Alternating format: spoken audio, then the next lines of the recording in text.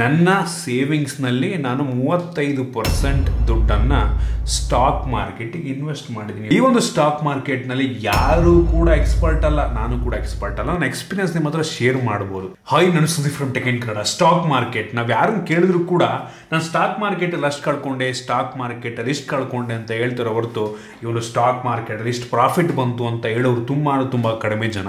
ಇದೇ ಕಾರಣಕ್ಕೆ ತುಂಬ ಜನ ಎದುರುಕೊಂಡು ಒಂದು ಸ್ಟಾಕ್ ಮಾರ್ಕೆಟ್ಗೆ ಇನ್ವೆಸ್ಟ್ ಮಾಡೋದಕ್ಕೆ ಹೋಗಲ್ಲ.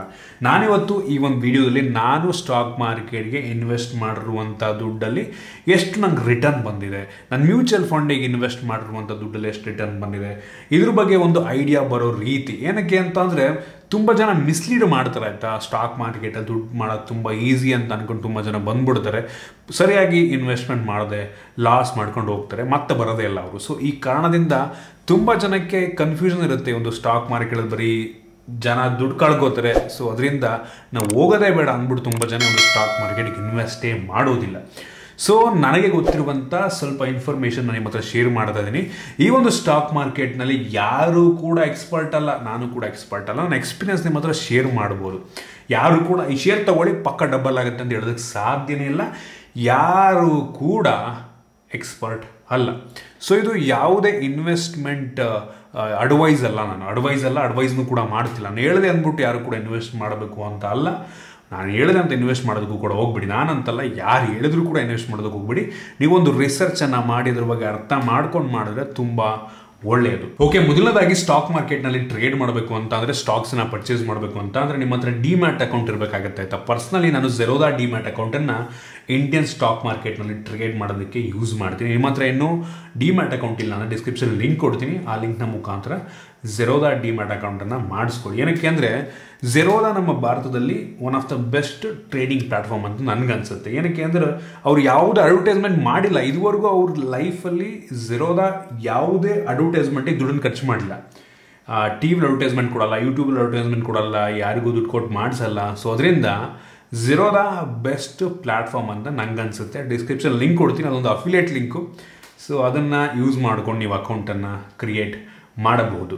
ಓಕೆ, ಮೊದಲನೇದಾಗಿ ನನ್ನ ಇನ್ವೆಸ್ಟ್ಮೆಂಟ್ ಬಗ್ಗೆ ನಾನು ಮಾತನಾಡ್ತೀನಿ. ಸ್ಟಾಕ್ ಮಾರ್ಕೆಟ್ನಲ್ಲಿ ನಾನು ಸುಮಾರು ಒಂದು 2-3 ವರ್ಷದಿಂದ ಇನ್ವೆಸ್ಟ್ ಮಾಡ್ತಾ ಇದ್ದೀನಿ. ಮ್ಯೂಚುವಲ್ ಫಂಡು ತುಂಬ ವರ್ಷಗಳಿಂದ ನಾನು ಇನ್ವೆಸ್ಟ್ ಮಾಡ್ತಾ ಇದ್ದೀನಿ. ಸೊ ಫಸ್ಟು ಸ್ಟಾಕ್ ಮಾರ್ಕೆಟ್ ಬಗ್ಗೆ ಮಾತನಾಡ್ತೀನಿ ಆಯಿತಾ. ನಂದು ಸ್ಟಾಕ್ ಮಾರ್ಕೆಟ್ನಲ್ಲಿ ಟೋಟಲ್ 50 ಡಿಫ್ರೆಂಟ್ ಕಂಪ್ನಿ ಶೇರ್ಸ್ಗಳಿದ್ದಾವೆ. 50 ಡಿಫ್ರೆಂಟ್ ಕಂಪ್ನಿಯ ಶೇರ್ಸ್ ನಾನು ಪರ್ಚೇಸ್ ಮಾಡಿದ್ದೀನಿ. ಅಷ್ಟು ಡೈವರ್ಸಿಫಿಕೇಷನ್ ಮಾಡಿದ್ದೀನಿ. ಅದರಲ್ಲಿ ಗೋಲ್ಡ್ ಕೂಡ ಇದೆ ಮತ್ತು ಅದರಲ್ಲಿ ನಿಫ್ಟಿ 50 ಬೀಸ್ಗಳು ಕೂಡ ಇರುವಂಥದ್ದು, ಜೂನಿಯರ್ ಬೀಸ್ಗಳು ಸಹ ಇದೆ. ರಿಸ್ಕ್ ಕಡಿಮೆ ಇರುವಂಥದ್ದಕ್ಕೂ ಕೂಡ ಇನ್ವೆಸ್ಟ್ ಮಾಡಿದ್ದೀನಿ, ರಿಸ್ಕ್ ಜಾಸ್ತಿ ಇರುವಂಥದ್ದಕ್ಕೂ ಕೂಡ ಇನ್ವೆಸ್ಟ್ ಮಾಡಿದ್ದೀನಿ. ನಾನು 50 ಸ್ಟಾಕ್ಸ್ಗಳಿಗೆ ಇನ್ವೆಸ್ಟ್ ಮಾಡಿರುವಂಥ ಕಾರಣ, ಫುಲ್ ಡೈವರ್ಸಿಫೈ ಮಾಡಿರುವ ಕಾರಣ ನನಗೆ ರಿಸ್ಕ್ ಸ್ವಲ್ಪ ಕಡಿಮೆ ಆಗುತ್ತೆ. ಏನಕ್ಕೆ ಅಂತ ಅಂದರೆ ನಂದು 50 ಕಂಪ್ನಿ ಸ್ಟಾಕ್ಸ್ ಇದೆ. ಅದರಲ್ಲಿ ಒಂದು ಕಂಪ್ನಿ ಚೆನ್ನಾಗಿ ಹೋಗ್ಬೋದು, ಇನ್ನೊಂದು ಕಂಪ್ನಿ ಚೆನ್ನಾಗಿ ಹೋಗದೇ ಇರ್ಬೋದು, ನೆಗೆಟಿವ್ ಆಗ್ಬೋದು. ಏನಾಗುತ್ತೆ, ಚೆನ್ನಾಗಿ ಹೋಗಿರುವಂಥ ಕಂಪ್ನಿ ದುಡ್ಡು ಏನು ಬಂದಿರುತ್ತೆ, ಸ್ವಲ್ಪ ಚೆನ್ನಾಗಿ ಹೋಗ್ದಿರುವಂಥದ್ದು ಸ್ವಲ್ಪ ಈಕ್ವಲ್ ಮಾಡಿಬಿಡುತ್ತೆ. ಅದರಿಂದ ನಿಮಗೆ ರಿಸ್ಕ್ ಸ್ವಲ್ಪ ಕಡಿಮೆ ಆಗುತ್ತೆ. ಆದರೂ ಕೂಡ ನಾನು ಪ್ರಾಫಿಟಲ್ಲಿದ್ದೀನಿ. ಸುಮಾರು ಒಂದು 2-3 ವರ್ಷದಿಂದ ಇನ್ವೆಸ್ಟ್ ಮಾಡ್ತಾ ಇದ್ದೀನಿ ಅಂತ ಅಂದೆ. ಲಾಕ್ಡೌನ್ಗಿಂತ ಮುಂಚೆಯಿಂದ ಒಂದು ಸ್ವಲ್ಪ ಮುಂಚೆಯಿಂದ ಇನ್ವೆಸ್ಟ್ ಮಾಡ್ತಿರೋದು ನಾನು. ಸೊ ಲಾಕ್ಡೌನ್ ಆದಾಗ, ಕೋವಿಡ್ ಲಾಕ್ಡೌನ್ ಆದಾಗ ಫುಲ್ ಮಾರ್ಕೆಟ್ ಡೌನ್ ಆಯಿತು. ಆ ಟೈಮಲ್ಲಿ ಇನ್ವೆಸ್ಟ್ ಮಾಡಿದವ್ರು ಲಕ್ಕಿ ಅಂತ ಅಂದರೆ ಅಲ್ಲಿಂದ 2020ನೇ ಇಸ್ವಿಯಿಂದ ಲಾಕ್ಡೌನ್ ಆದಮೇಲಿಂದ 2021 ಕೊನೆ ವರ್ಷ ತನಕ, ಅಂದರೆ ಈ ವರ್ಷ ಶುರುವಾಗೋಕ್ಕಿಂತ ಮುಂಚೆ ತನಕ ಕೂಡ ಮಾರ್ಕೆಟು ಫುಲ್ ಮೇಲಕ್ಕೆ ಹೋಗಿದೆ, ಎಲ್ಲೂ ಕೂಡ ಡೌನ್ ಆಗಿಲ್ಲ. ಒಂದು ವಿಷಯ ತಲೆಯಿಟ್ಕೊಳ್ಳಿ, 2022ನೇ ಇಸ್ವಿಯಲ್ಲಿ ಮಾರ್ಕೆಟ್ ಮೇಲಕ್ಕೆ ಹೋಗೇ ಇಲ್ಲ. ನೋಡೋದಕ್ಕೆ ಹೋದ್ರೆ ನೀವು ಒಂದ್ಸಲ ಗ್ರಾಫ್ ತೆಗೆದ್ಬಿಟ್ಟು ನೋಡಿ, ಸ್ಟ್ಯಾಗ್ನೆಂಟ್ ಆಗಿದೆ. 2022 ಬಿಗಿನಿಂಗ್ ಎಷ್ಟಿತ್ತು ಈಗಲೂ ಕೂಡ ಅಷ್ಟೇ ಇದೆ.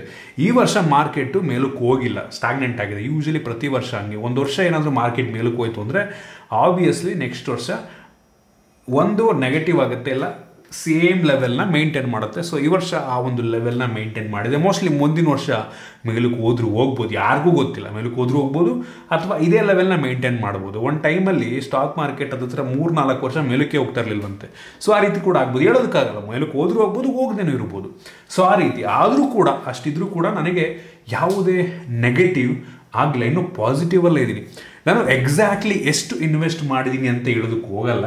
ಒಂದು ರೌಂಡ್ ಫಿಗರ್ ಕೊಡ್ತೀನಿ ಆಯಿತಾ, ನಿಮಗೆ ಒಂದು ರೌಂಡ್ ಫಿಗರ್ ಕೊಡ್ತೀನಿ. ನಾನು ಇನ್ವೆಸ್ಟ್ ಮಾಡಿರುವಂಥದ್ದ ದುಡ್ಡಲ್ಲಿ ಎಷ್ಟು ನನಗೆ ರಿಟರ್ನ್ ಸಿಕ್ಕಿದೆ ಅಂತ ರಫ್ ಆಗಿ ಹೇಳ್ತೀನಿ ನಾನು ನಿಮಗೆ.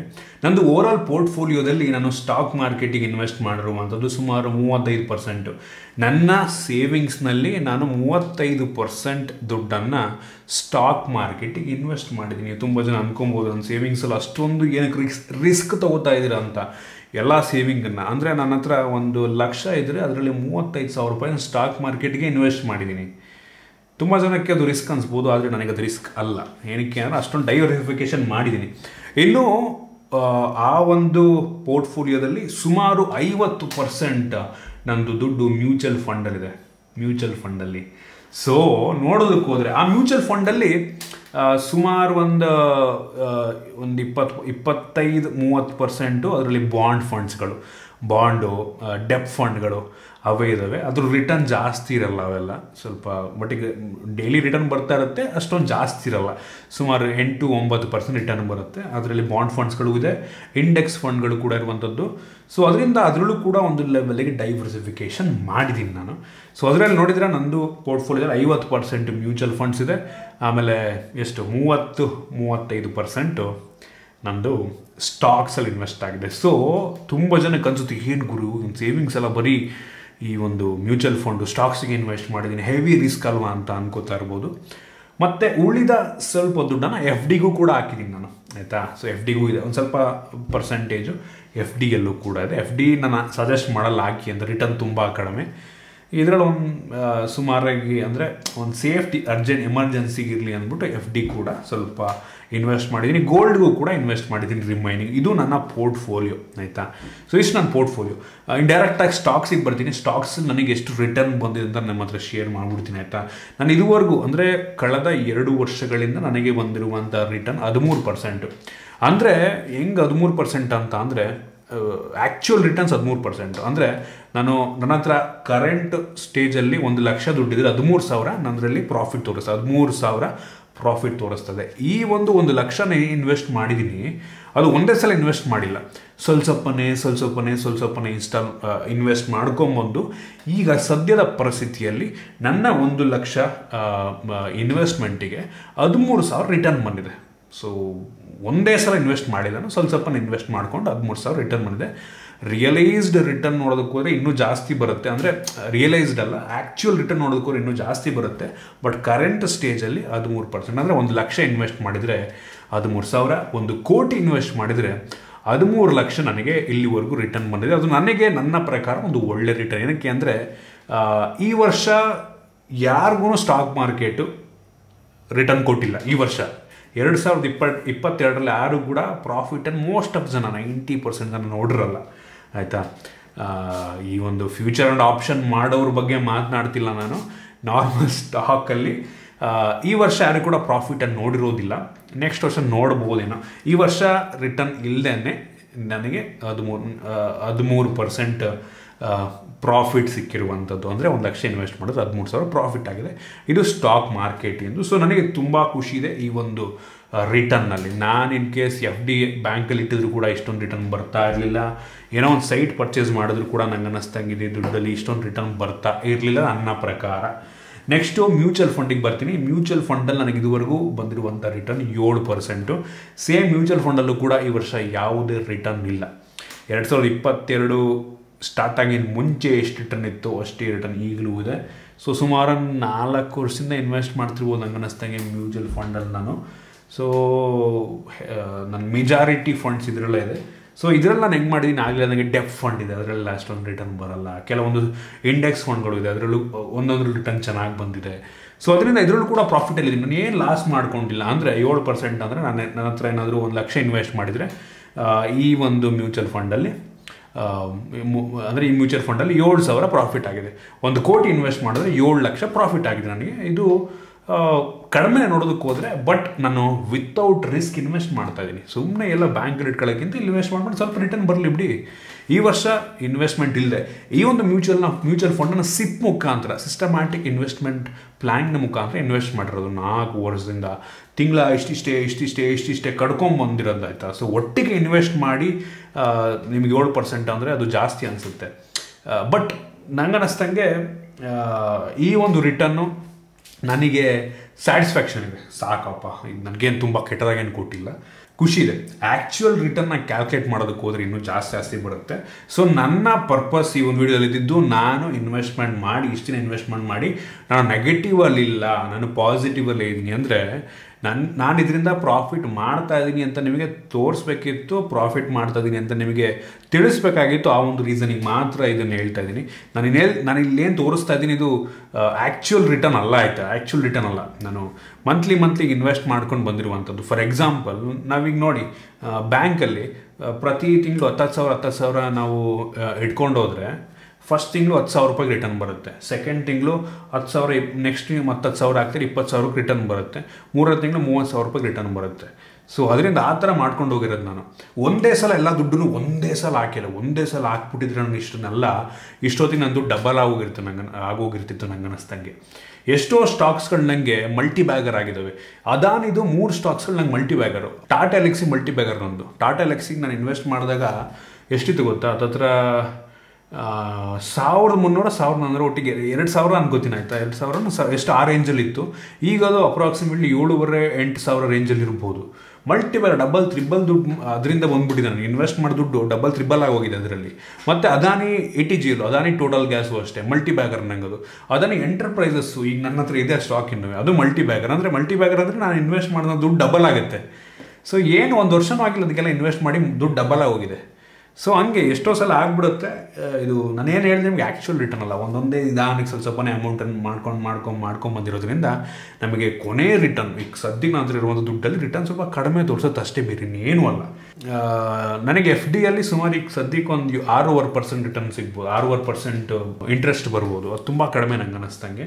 ಅದನ್ನೆಲ್ಲ ನೋಡಿಕೊಂಡ್ರೆ ನೋಡಿ, ಸ್ಟಾಕ್ ಮಾರ್ಕೆಟಲ್ಲಿ ಏನು ಲಾಸ್ ಇಲ್ಲ. ಸೊ ಟ್ರೈ ಮಾಡ್ಬೋದು. ಬಟ್ ಒಂದೇನಂದರೆ ಡೈವರ್ಸಿಫಿಕೇಷನ್ ಮಾಡಬೇಕು, ಮೇಯ್ನ್ ಇಂಪಾರ್ಟೆಂಟು. ತಿಳ್ಕೊಳ್ಳದೆ ಮಾಡೋದಕ್ಕೆ ಹೋಗ್ಬೇಡಿ, ತಿಳ್ಕೊಂಡು ಸ್ವಲ್ಪ ಸ್ಟಡಿ ಮಾಡಿ ಇನ್ವೆಸ್ಟ್ಮೆಂಟ್ ಮಾಡಿದ್ರೆ ತುಂಬ ಒಳ್ಳೆಯದು. ಯಾರೋ ಹೇಳ್ತಾರೆ ಅಂತ ಇನ್ವೆಸ್ಟ್ ಮಾಡೋದಕ್ಕೆ ಹೋಗ್ಬಿಡಿ, ನಾನು ಹೇಳ್ತೀನಿ ಅಂತ ಇನ್ವೆಸ್ಟ್ ಮಾಡೋದಕ್ಕೆ ಹೋಗ್ಬಿಡಿ. ರಿಸರ್ಚ್ ಮಾಡ್ಕೊಂಡು ಇನ್ವೆಸ್ಟ್ ಮಾಡಿದ್ರೆ ತುಂಬ ಒಳ್ಳೆಯದು. ಏನಕ್ಕೆ ಅಂತ ಅಂದರೆ, ನಾವು ಬ್ಯಾಂಕಲ್ಲಿಟ್ಟು ದುಡ್ಡನ್ನು ಬೆಳೆಸೋದಕ್ಕಾಗಲ್ಲ. ನಾವು ದುಡಿಯುವಂಥ ದುಡ್ಡಿಂದ ಬರೀ ನಾವು ದುಡಿದಿರೋ ದುಡ್ಡನ್ನೇ ಕೂಡ ಹಾಕೊಂಡು ನಾನು ಶ್ರೀಮಂತ ಆಗ್ತೀನಿ ಅಂದರೆ ಸಾಧ್ಯನೇ ಇಲ್ಲ ಗುರು. ನೀವು ಇನ್ವೆಸ್ಟ್ ಮಾಡ್ದಂಗೆ ನೀವು ಬರುವಂಥ ಸಂಬಳದಲ್ಲೇ ನಾನು ಶ್ರೀಮಂತ ಆಗ್ತೀನಿ ಅಂದರೆ, ದುಡ್ಡನ್ನು ಬೆಳೆಸ್ತೀನಿ ಅಂತಂದರೆ ಸಾಧ್ಯನೇ ಇಲ್ಲ. ನೀವು ಒಂದು ಪ್ರಾಪರಾಗಿ ಇನ್ವೆಸ್ಟ್ಮೆಂಟ್ ಮಾಡಬೇಕು. ಈ ರೀತಿ ಯಾರು ಹೇಳೋದ ನಂಗೆ ಅನ್ನಿಸ್ತಂಗೆ, ಯಾರು ಹೇಳೋದು. ಅದೇ ರೀಸನಿಗೆ ನಾವೆಲ್ಲರೂ ಕೂಡ ಮಿಡಲ್ ಕ್ಲಾಸ್ ಆಗೇ ಇರ್ತೀವಿ. ಲೋಯರ್ ಮಿಡಲ್ ಕ್ಲಾಸ್ ಜನಗಳು ಅದೇ ಲೆವೆಲಲ್ಲೇ ಇರ್ತೀವಿ. ಯಾಕೆಂದರೆ ಅವ್ರಿಗೆ ಐಡಿಯಾ ಇಲ್ಲ, ಮ್ಯೂಚುವಲ್ ಫಂಡ್ ಏನು, ಸ್ಟಾಕ್ ಮಾರ್ಕೆಟ್ ಏನು ಗೊತ್ತಿಲ್ಲ. ಮಿಡಲ್ ಕ್ಲಾಸು ನಾವು ಅಪ್ಪ ಅಮ್ಮಗೆಲ್ಲ ಏನು ಇದು ಸ್ಟಾಕ್ ಮಾರ್ಕೆಟ್ ಅಂದರೆ ಏನು ಅಂತ. ಇನ್ನೂ ಒಂದು ಲೆವೆಲಿಗೆ ದುಡ್ಡಿರೋಂಥವ್ರಿಗೆ ಇವೆಲ್ಲ ಐಡಿಯಾ ಇರುತ್ತೆ. ಅವರು ಇರೋ ದುಡ್ಡನ್ನು ಡಬಲ್ ಮಾಡ್ಕೋತಾರೆ. ನಾವು ಮಿಡಲ್ ಕ್ಲಾಸಾಗೇ ಇರ್ತೀವಿ. ಲೋಯರ್ ಇನ್ನೂ ಕೆಳಗಡೆ ಇರುವಂಥವ್ರು ಹಂಗೇ ಇರ್ತಾರೆ. ಇನ್ನೂ ಕೆಲವು ಜನ ಏನು ದುಡ್ಡಿರುತ್ತೆ ಅವರೆಲ್ಲ ಪ್ಲ್ಯಾನ್ ಮಾಡ್ಕೊಂಡು ಇನ್ವೆಸ್ಟ್ ಮಾಡಿಕೊಂಡು ಏನೋ ಶ್ರೀಮಂತರಾಗ್ತಾ ಹೋಗ್ತಾರೆ ಅಷ್ಟೇ, ಬೇರೆ ಇನ್ನೇನೂ ಅಲ್ಲ. ಸೊ ಈ ವಿಷಯ ತಲೆಯಿಟ್ಕೊಳ್ಳಿ. ಸೊ ನೀವಿನ್ನೂ ಸ್ಟಾಕ್ ಮಾರ್ಕೆಟ್ ಜರ್ನಿಯನ್ನು ಶುರು ಮಾಡಿಲ್ಲ ಅಂತ ಅಂದರೆ ಅರ್ಥ ಮಾಡ್ಕೊಂಡು ಇದನ್ನು ಸ್ಟಡಿ ಮಾಡಿ ಡೈವರ್ಸಿಫೈ ಮಾಡಿ ಇನ್ವೆಸ್ಟ್ ಮಾಡಿ. ಸ್ಮಾಲ್ ಕೇಸಸ್ ಅಂತ ಒಂದು ವೆಬ್ಸೈಟ್ ಇದೆ, ಹೋಗ್ಬಿಟ್ಟು ಚೆಕ್ ಮಾಡಿ ನೋಡಿ. ಅದರಲ್ಲಿ ಬ್ಯಾಸ್ಕೆಟ್ ಆಫ್ ಸ್ಟಾಕ್ಸ್ಗಳು ನಿಮ್ಗೆ ಸಿಗುತ್ತೆ.